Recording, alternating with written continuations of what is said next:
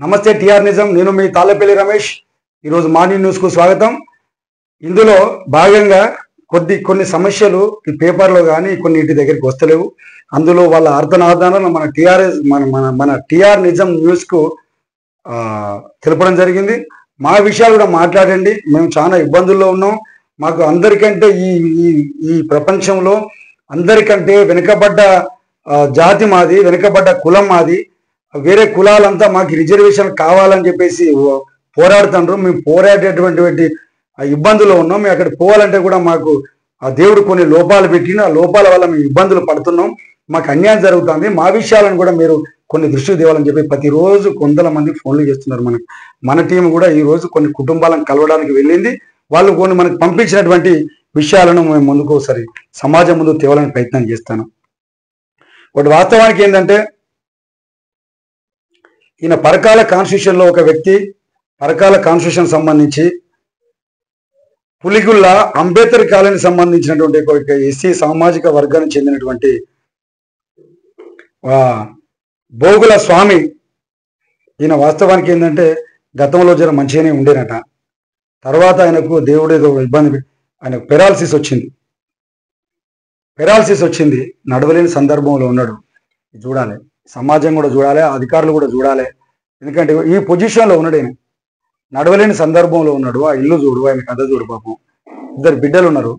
ఆ 2 బిడ్డలు ఉంటే ఒక బిడ్డకు భూమి ఉంటే అమ్మి పెళ్లి చేసిండు. ఇప్పుడు ఆయన కుటుంబ పరిస్థితి బాగలేదు.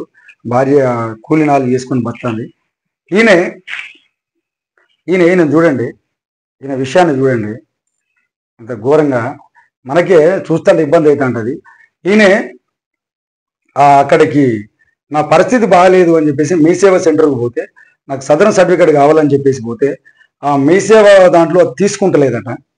తీసుకోక నాకు సదరన్ సర్టిఫికేట్, ఎందుకంటే పెన్షన్ వస్తే కుటుంబం బాగా కొంచెం ఆసరాగా ఉంటుంది అని చెప్పి. ఇది ఎందుకంటే గతంలో కూడా అసలు వీళ్ళు మర్చిపోయారు, ప్రభుత్వాలు వీళ్ళని అసలు మర్చిపోయినట్టు అనిపిస్తుంది. వాస్తవానికి ఏంటంటే, మా కాంగ్రెస్ ప్రభుత్వం వస్తే మేము వాళ్ళకు 6,000 రూపాయలు పెన్షన్ పెంచుతామని చెప్పింది. కానీ ఈ రోజు వరకు కూడా పెన్షన్ గురించి ఊసిచ్చిన దాఖలాలు లేవు. దానికోసం ఇబ్బందులు పడుతూ ఉన్నారు. ఇలాంటి వాళ్ళేమో మాకు సదరన్ సర్టిఫికేట్లు ఇవ్వండి అని చెప్పేసి ఆఫీసులతో తిరుగుతాను, అయినా వస్తలేదు.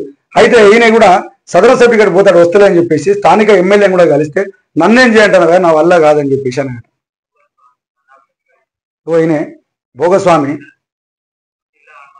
జిల్లా హన్మకొండ. ఆయన ఆ భార్యాభర్తల వాళ్ళ ఇబ్బందులు చూడండి, వాళ్ళ ఇల్లు పరిస్థితి ఇది.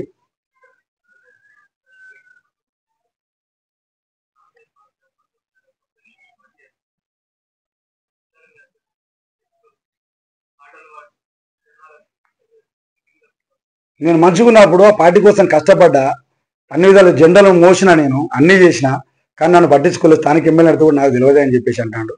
ఇప్పటికైనా చూడండి, ఇది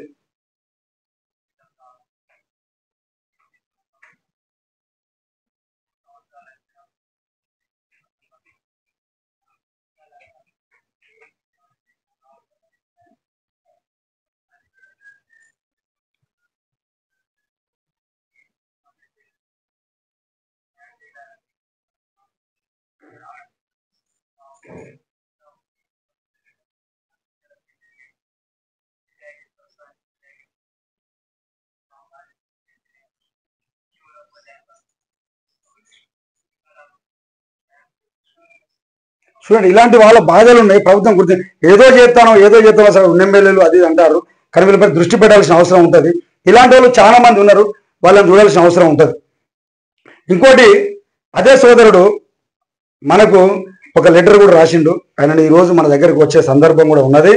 ఆయన కూడా పిలుద్దాము, ఆయన మాటలు ఆయన చూద్దాం. వాస్తవానికి ఏంటంటే, ఆయన పేరు వచ్చేసి బియ్యాల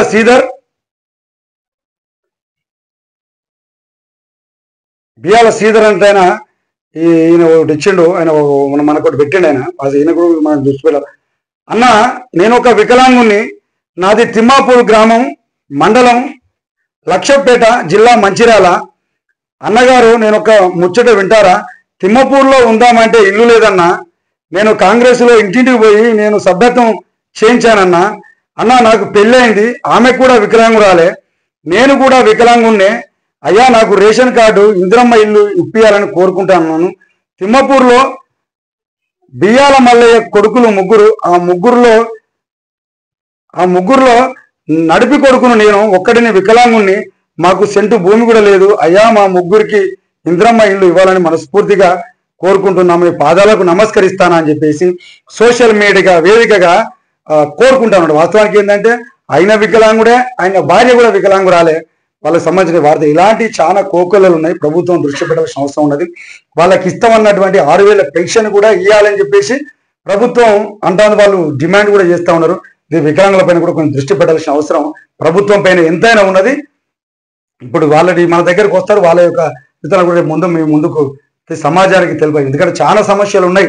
వాళ్ళ సమస్యలను మేము ముందుకు తేవడానికి టీఆర్ నిజం ఎప్పటికీ ప్రయత్నిస్తూనే ఉంటుంటది. జై హింద్, జై టీఆర్ నిజం. ఓకే.